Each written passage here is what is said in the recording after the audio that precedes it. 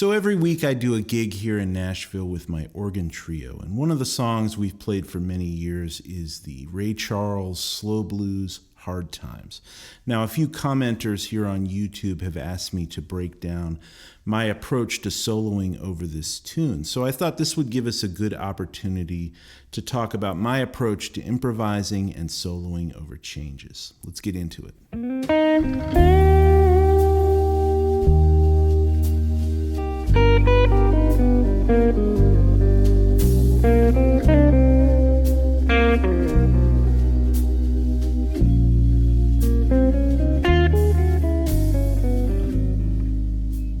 So I'm going to show you 3 soloing approaches today, but before we get into that, let's learn this tune.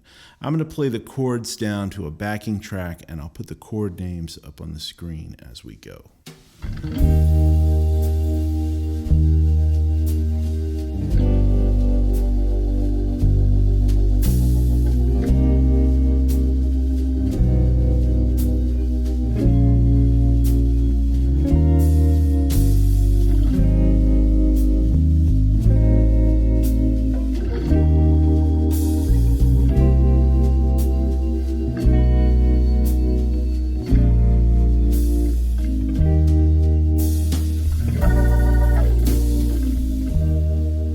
So we're going to build 3 solos over this tune in layers, and this first foundational layer is going to be a simple solo using pentatonic based blues licks. Now this simple approach allows us to really focus in on phrasing, dynamics, and touch without getting too bogged down in music theory. So here's the first solo.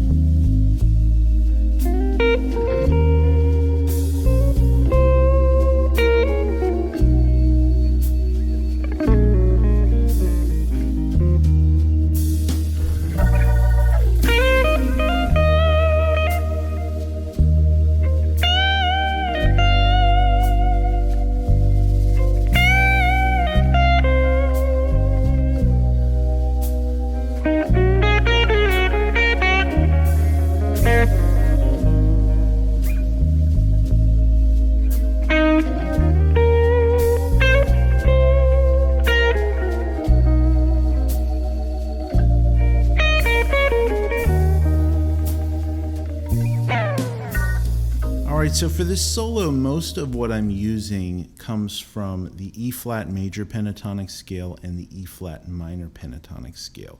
Now, when I'm playing this type of thing, I am using my ear to follow along with the chords. So some of the notes I'm hitting actually are chord tones found within the chord. But when you're starting out, I'm not really thinking that far ahead. I'm really just focusing on these basic pentatonic scale patterns and trying to make musical phrases out of these scales, and really focusing in on phrasing, leaving space, and just trying to get a good sound out of the instrument.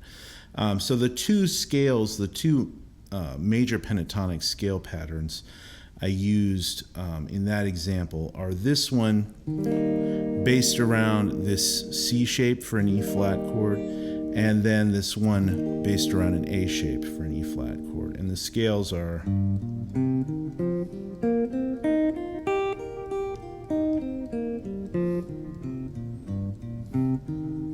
right with the root on the 6th fret of the A string. And then the next pattern up would be this one.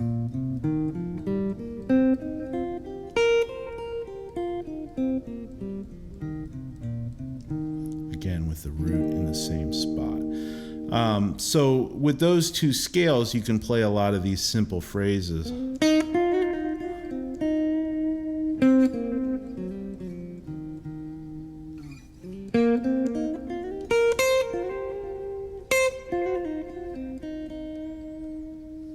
So the other thing we need to know is our minor pentatonic scale patterns. over some of these chords, it's nice to switch back and forth between that kind of bright major sound to more of a bluesy minor pentatonic sound.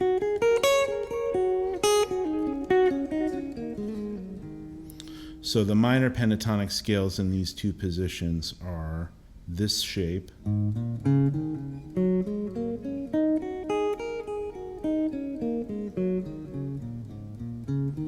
and this shape.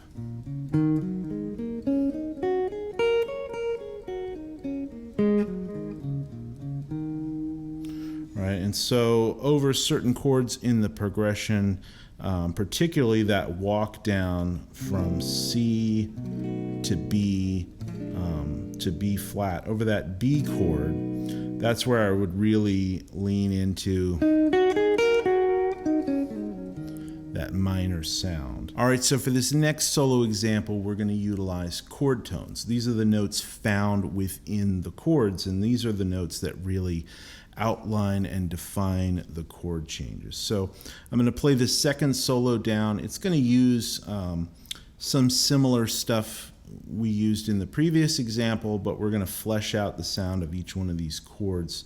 And after I play the solo, I'll show you how to find these notes by learning arpeggio shapes.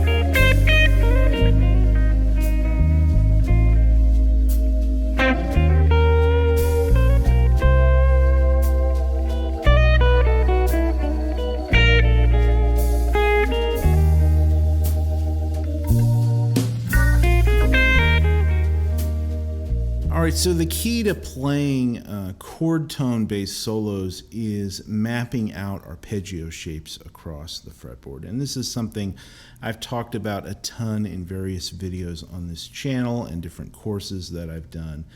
But essentially you can work through a chord progression like this position by position by using your cage shapes and the arpeggios that fit the chords. For this type of progression, really you need to know dominant seventh arpeggios and minor seventh arpeggios. And there's one diminished passing chord in there, so we have to know that as well. But basically, if we stick with this position we started in, this kind of C shape with the root on the 6th fret of the A string, we can play an E flat major and E flat 7 arpeggio in this spot. And that can be our first chord. Then we just have to pair that up with our G7 chord. And it's really helpful to see the chord shape as a guide, and then you learn the arpeggio around that shape. So,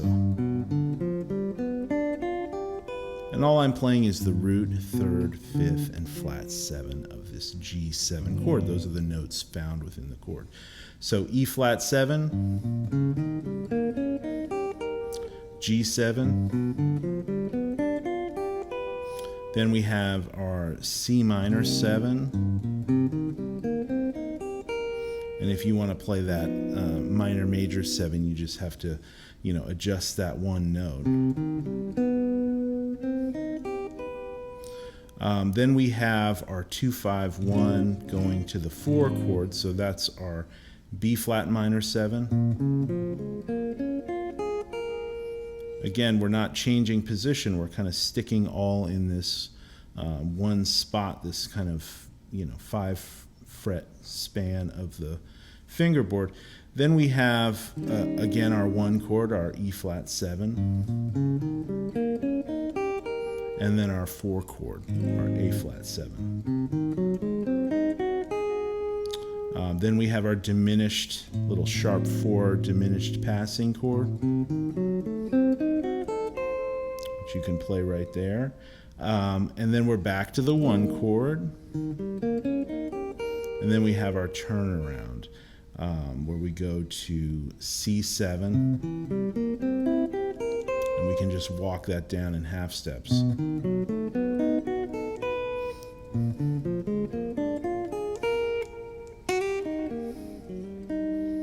Right, so there's a lot of great lines found just within these chords. And a longer chord progression like this, what I like to do is kind of break it into smaller chunks. I may just take those first 3 chords, E flat major, going to G7 to C minor, and just work through these arpeggios.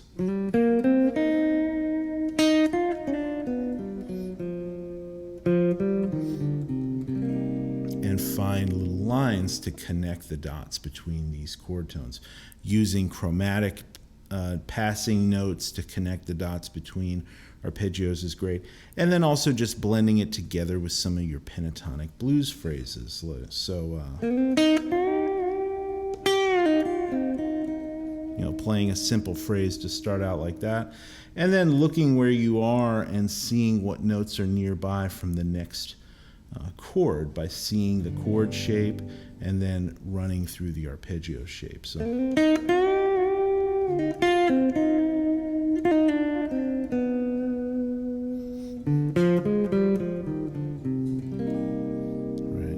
All kinds of cool little phrasing ideas you can use to connect these chord progressions together. All right, so for this third and final solo example, we're going to introduce some more advanced harmony by using the altered scale. This is a sound I really like to use over functioning dominant chords. And for this progression, we're going to focus on using it in 3 spots. We're going to use it over this G7 chord as we move to C minor. We're also going to use it in our 2-5-1 going to the 4 chord, so over E flat 7 as we go to our A flat chord. And then finally at the very end of the form when we hit our 5 chord, our B flat 7, going back to the top of the form. So I'll play this third solo example down and then I'll show you these scale patterns.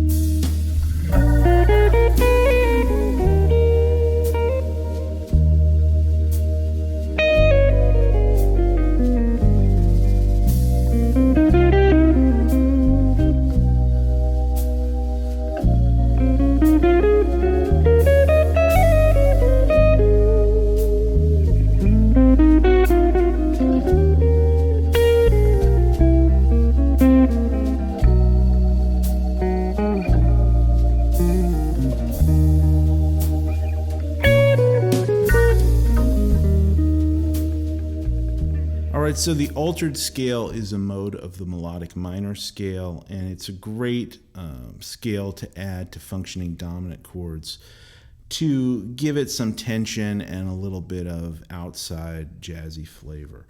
The reason the scale works so well is it has notes like the flat 9, the sharp 9, the sharp 11, and the flat 13 in it. All these altered extensions you can put on top of a dominant 7 chord. So you can get all these nice sounds that resolve really nicely when you're moving through a chord progression like this. So I'll teach it to you in the key of G.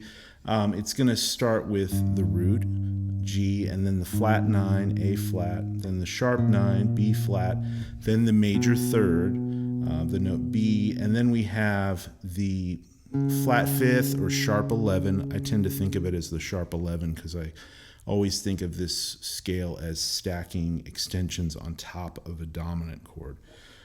So we have that D flat, then we have the flat 13, the note E flat, then we have the flat 7, our F note, and then we're back to our root. So I always think of this scale as sort of at its core this basic dominant shell voicing of the root, third, and flat 7. And then on top of that, you can add things like the flat 9, the sharp 9, the sharp 11, or the flat 13, all these colorful extensions.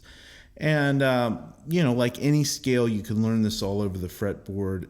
The way I played it in that first example, or in that solo example, was kind of in this spot right here on the top 4 strings.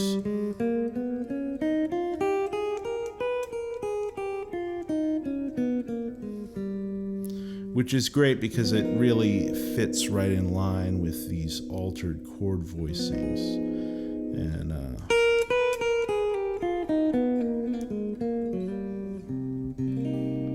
And you can phrase some really nice lines.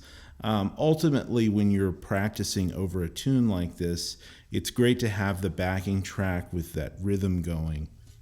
And then experiment with different phrasing patterns, trying to fit notes from these scales and from your arpeggios and things that you're working on within the allotted time that you have, and trying to resolve things, especially things like the altered scale. You want to resolve these sounds to chord tones of the next chord. So, if I play an altered thing over this G chord,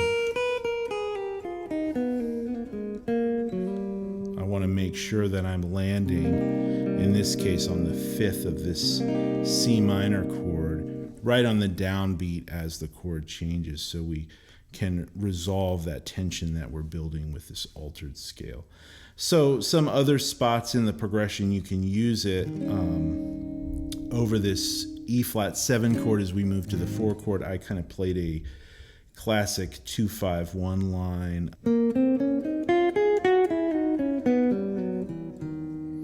Right, so right there, over that E flat chord, I'm playing the E flat altered scale, right? Root, flat 9, sharp 9, major 3rd, sharp 11, flat 13, flat 7, and root, right? So, right, and you can mess around with all kinds of cool lines using that scale pattern.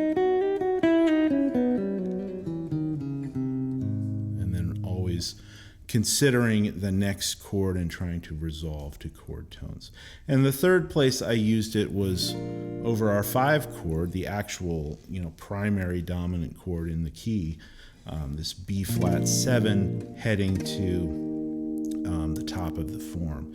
And again, you can play, a B flat altered scale. So we can move this same pattern right up here.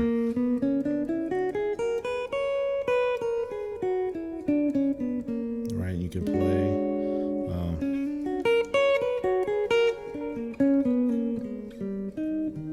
and then resolve back to E flat.